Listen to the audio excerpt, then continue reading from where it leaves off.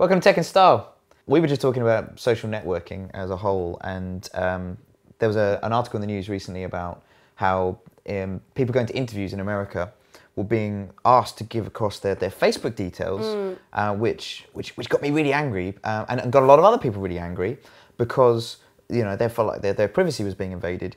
But yet, on the same side, what they don't realise is how much information is available freely about them on Google, and it's like so that we're in this kind of maybe we're in an oversharing society right now. It's kind of like, I mean, is it really fair that your workplace can see your personal life? Because some people work hard, play hard. Is it going to put a workplace off if they see that somebody's really into partying? Because actually, maybe that means that they work really hard.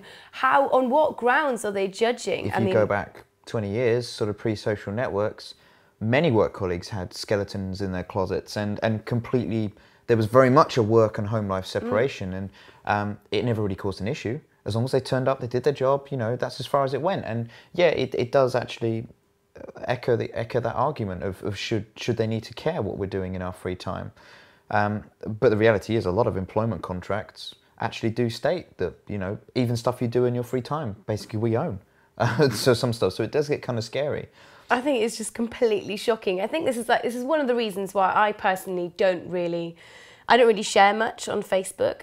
I think it's partly out of fear of what companies or what businesses or what even like potential friends and relations are going to see. I kind of feel like I'm quite secretive, but you're a bit less so, right? I think as a whole, my life is a bit of an open book. I've no trouble talking about what goes on and what I'm doing, and I see more benefits to being open than there are to being closed.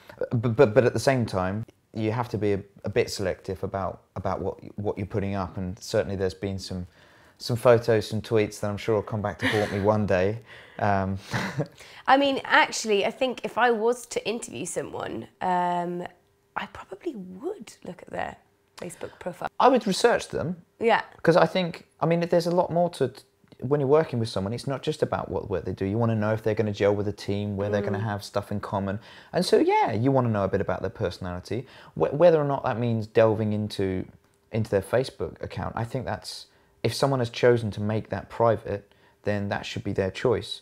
If they've made it publicly available, then the fault is there at the side of the person who has made it publicly available, not at the person who is hunting it out.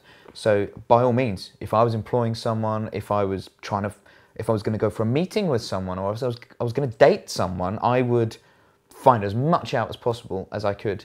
If you really don't want people to know about this stuff, then you need to be asking yourself, why am I putting this stuff online in the first place? Because it is there. It's there for people to know. Whether it's people you know personally or the rest of the world, you are putting this stuff online. So guys, how much do you share on social networking sites? Are you a compulsive sharer like Spode here, or are you a little bit more secretive like me? Well, if you are a compulsive sharer, there is plenty of opportunity to get your opinions across in our lovely forum and commenting on the webpage and our YouTube account. And if you'd like to see any future episodes, then please subscribe on YouTube or iTunes. In the meantime, look after yourselves and we'll see you soon. But I was just thinking about dating actually, and I'm not interested, sorry.